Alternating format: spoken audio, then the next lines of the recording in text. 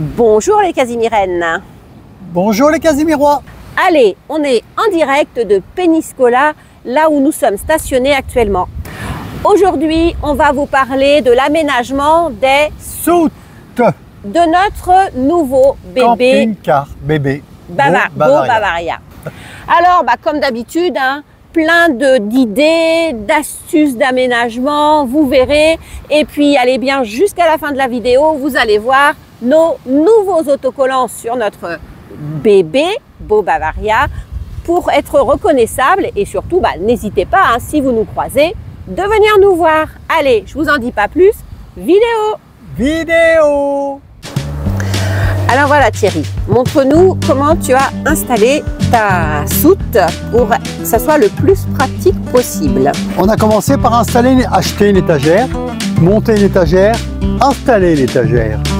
Alors, on va vous montrer comment on a fabriqué cette étagère et pourquoi on l'a fait.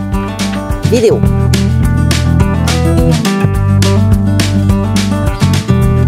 C'est tout simple, c'est juste à emboîter dans les petits trucs là. Il n'y a même pas besoin d'avoir de tournevis, juste une petite massette. Voilà. C'est vraiment facile à monter. Donc voilà, on a posé le couvercle sur l'étagère. Et puis on va centrer le couvercle de chaque côté. Donc ça fait 5 cm à peu près de chaque côté. Une fois qu'il est bien centré sur la largeur, on va faire tracer les deux côtés de chaque côté au crayon.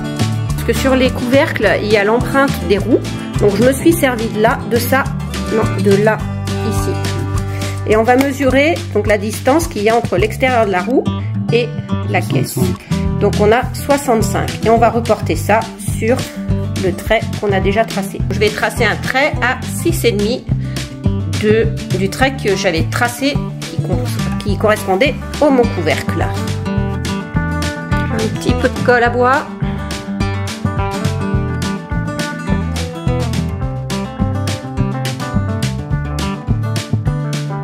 Nos petits tasseaux sont collés.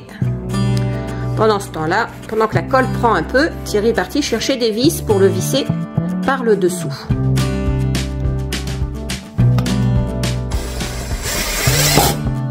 On cale comme ça par-dessus à l'arrière. Et voilà, donc une fois terminé, ça fait comme ça. Alors Thierry, il a fait un petit biseau là au niveau de devant. Mais bon, c'est pas forcément. Il dit que c'est pas forcément utile parce que les roulettes, on le pose et ça roule déjà bien tout seul jusqu'au bout. Voilà l'étagère. Vous voyez, même en bas, il l'a pas fait du coup. L'étagère, on l'a installée pour pouvoir ne pas superposer les choses en étant obligé d'enlever tout ce qui est dessus pour voir ce qui est en dessous. D'accord. Là, voilà, donc on enlève ça. On tire la caisse, on la pose par terre, on l'ouvre et on prend ce qu'il y a dedans. Voilà. Et voilà, celle du dessus reste toujours en place. Voilà.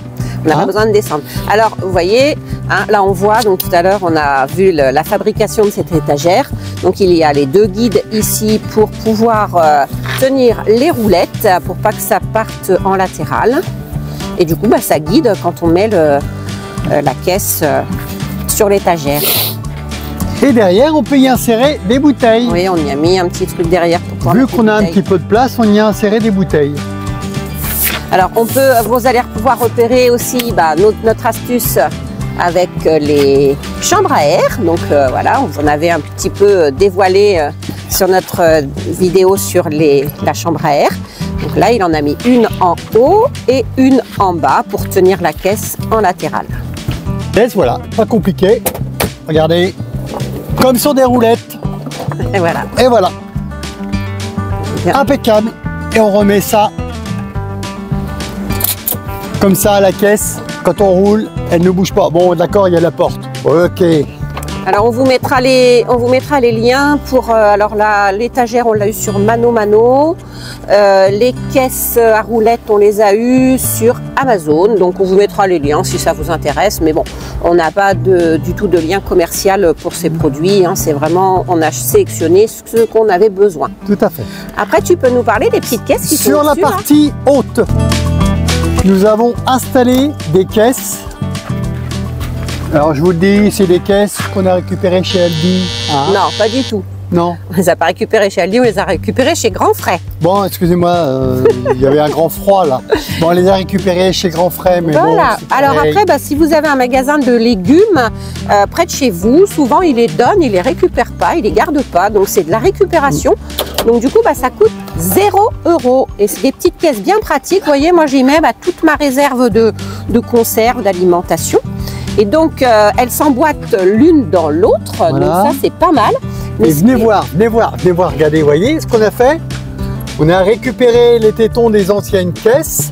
Normalement qui vont sur le dessus là. Sur le dessus, on les a enlevés, on les a mis en dessous. Et on les a collés et vissés sur notre et comme étagère. vous pouvez le voir là sur celle-ci, vous voyez, voilà. Et vous voyez comme ça, bah, la caisse s'emboîte dans le petit téton et ça ne bouge pas. Donc il y en a aux 4 coins. Et comme ça, je peux rouler comme un dingue. Et voilà. Donc du coup, bah voilà. Et on en a mis sur toute la longueur. Donc on a 6 petites caisses comme ça. Voilà, vous voyez, hop, facile à mettre. Et celle-ci, elle s'emboîte. Pareil. Et voilà, et là ça ne bouge plus du tout. Voilà, elle s'emboîte grâce ici au petit téton, l'une sur l'autre. Et franchement, ça tient super bien. Donc voilà pour notre super étagère. Donc à l'intérieur, on y a mis tout ce qui est électroménager que je ne sers pas tous les jours, les jeux de société, le sopalin, enfin bref, tout ce qui est réserve dans notre soute. Alors dans la petite niche de ce côté, nous avons inséré notre roue de secours. Alors pourquoi nous avons décidé d'installer une roue de secours? C'est qu'un jour, eh bien, on a crevé un dimanche matin. Et du coup, bah, le dépanneur nous a dit, si vous n'avez pas de roue de secours, eh bien, il faudra attendre lundi l'ouverture du garage pour être dépanné. Alors, bon, souvent on n'est pas pressé, mais là, c'est vrai qu'on était pressé puisqu'on devait reporter nos petits-enfants pour la reprise de l'école. Donc, on était bien content d'avoir une roue de secours. Alors, sur l'ancien Ticati 2, il y avait la roue de secours qui était déjà installée. Donc là, on a dit, eh bien, on va aller acheter une roue de secours. Donc on a acheté une roue de secours dans une casse à côté de chez nous. On en a eu pour 40 € la jante et le pneu, tout monté, tout gonflé. Donc le pneu est pratiquement neuf. Donc voilà, un bon rapport qualité-prix, 40 €, on est tout content. Et puis Thierry, tu peux expliquer comment tu l'as fixé? Ah ben, j'ai trouvé une platine que j'ai mis dans le fond avec un filetage au milieu, que j'ai vissé sur la planche qui se trouve là. Okay. Voilà, et ensuite une plaque dans laquelle j'ai percé un trou pour pouvoir recevoir ma tige filetée que j'ai vissé dans le filetage. Voilà, et on la serre d'ici, et là maintenant ça ne bouge plus elle est du fixée tout. donc contre la paroi de la soute. Exactement. Voilà. Et après, bah, moi j'ai fait une housse. Alors c'est pas pour protéger la roue, hein, parce que la roue on s'en fiche. C'est pour se protéger nous. C'est plutôt pour se protéger nous, parce que c'est pas très propre. Et ben du coup, sinon quand on monte dans la soute pour aller chercher quelque chose, eh bien on se salissait tout le temps. Donc on s'est dit, bah voilà, j'ai fait une housse avec de la toile cirée premier prix. J'en ai eu pareil pour 5 €, je crois à peine. Et puis bah, si vous voulez, si ça vous intéresse, vous me mettez en commentaire et je vous expliquerai comment j'ai fabriqué cette petite housse pour protéger la roue de secours. Alors maintenant, nous voici de l'autre côté de la soute. Côté garage à vélo. Côté garage à vélo. Et atelier.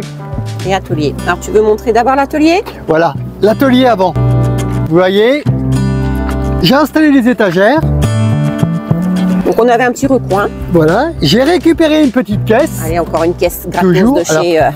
La caisse, c'est pour mettre les scotch, toutes les consommables, je dirais. Hein, d'accord.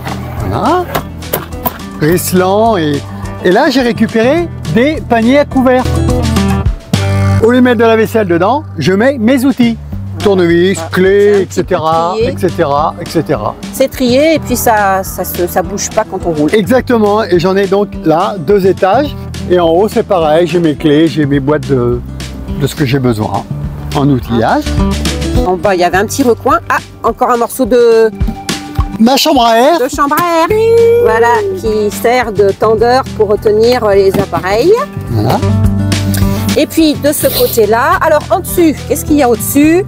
Ah, au-dessus, c'est le soplaire. Alors, on avait un soplaire. On a un soplaire, toujours. Voilà. Mais du coup, on ne savait pas comment l'installer. Donc, tu as défait le soplaire pour montrer le filet. Donc, on a acheté un filet pour pouvoir le suspendre en haut de la...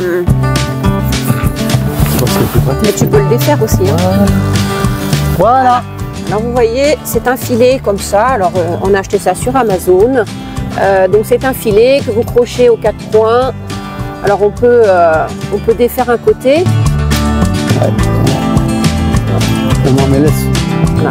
Et voilà. Et du coup, bah, ça nous fait un petit endroit pour suspendre, pour mettre notre soplaire au-dessus des vélos. Et voilà.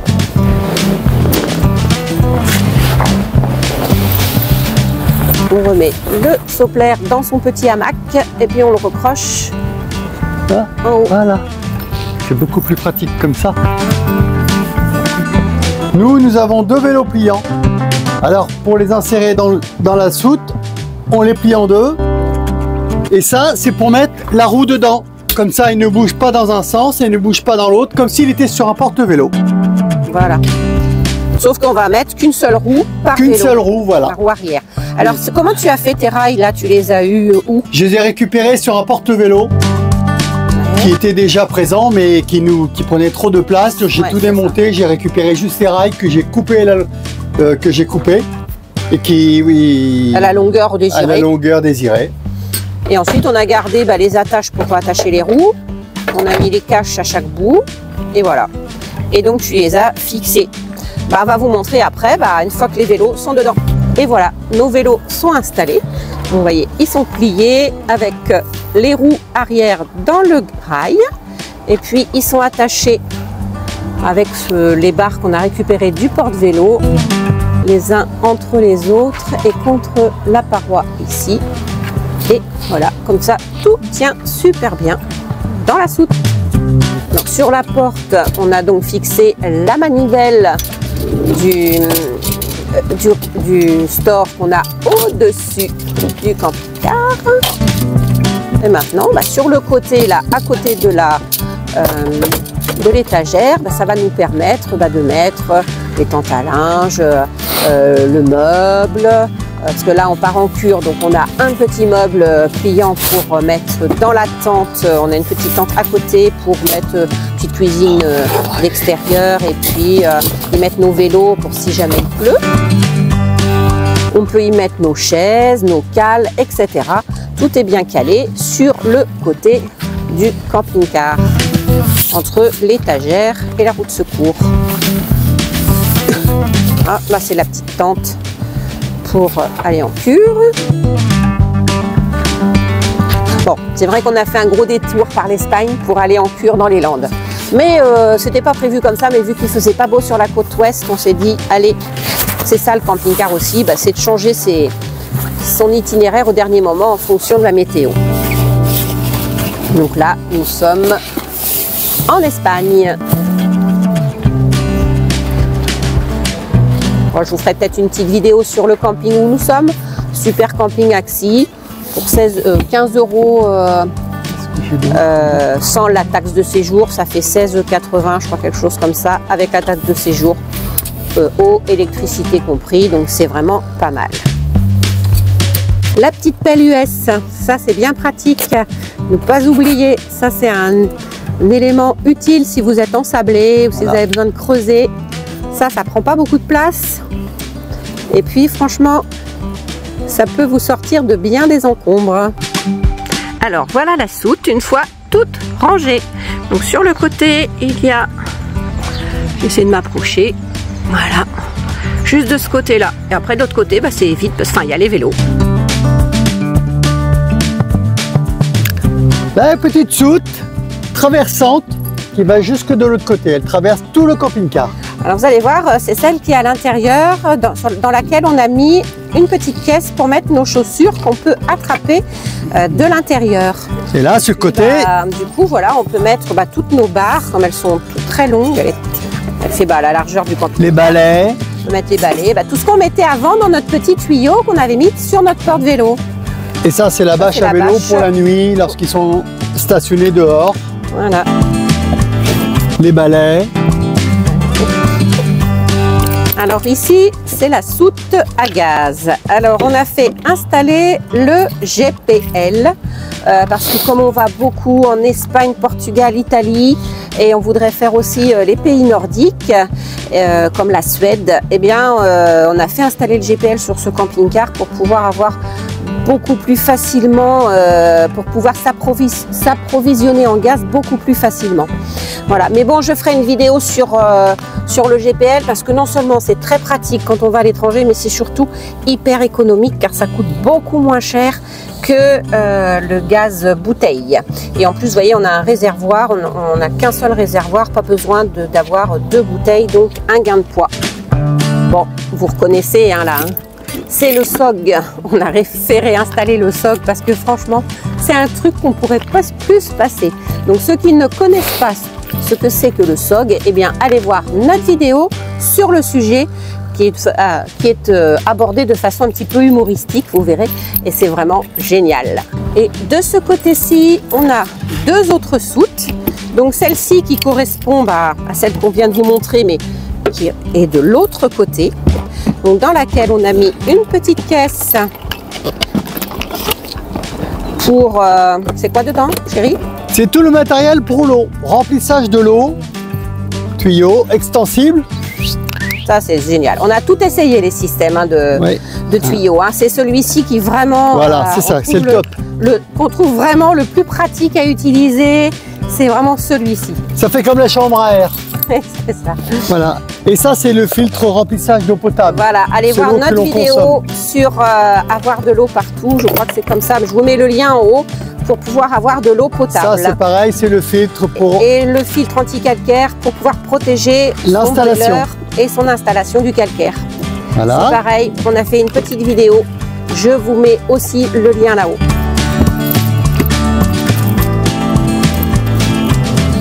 On n'a pas perdu nos bonnes habitudes. Hein. On a repris les mêmes choses qu'on avait sur le Tikati 2.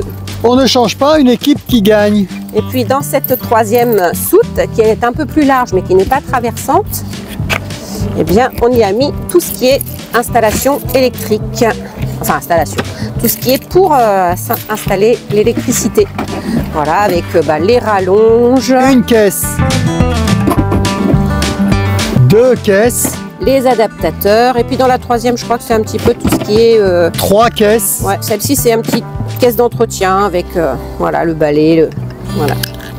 Et le problème, l'avantage des systèmes de caisse, c'est que comme l'ouverture est plus petite que la soute, à l'intérieur, on peut mettre, vas-y remets-les, on peut mettre les... Vous savez, faire du Tetris, c'est-à-dire on met d'abord celle de gauche, celle de droite, on la pousse, et après on met celle du milieu. Et voilà. On a trouvé ces petites caisses chez Jiffy, elles sont top parce qu'elles sont costauds et puis franchement elles vont bien. Et voilà. Alors en exclusivité, vous allez pour terminer découvrir nos nouveaux autocollants, les Casimir en vadrouille, pardon, avec le QR code. Comme ça vous n'avez même plus besoin de chercher, il suffit juste de scanner le QR code pour tomber sur notre chaîne. Donc on a ces 2 petits autocollants sur les côtés du camping-car. Et puis, je vais vous montrer l'arrière. Donc voilà l'autre autocollant du côté de la porte. On aurait pu montrer. Et puis, les Casimir. Sur le devant, il y a toujours les Casimir sur le tableau de bord. Et puis, l'autocollant qui est sur le capot. Rejoignez-nous sur notre chaîne YouTube, les Casimir en vadrouille. Et puis pour terminer, notre autocollant à l'arrière avec notre nouvelle phrase fétiche, parce qu'on s'est dit que sur le Tikati 2 la phrase était restée, ne cherchez pas le bonheur, on l'a trouvé, elle est ici. Du coup on voulait pas remettre la même phrase sur le Tikati 3, sur notre nouveau bébé.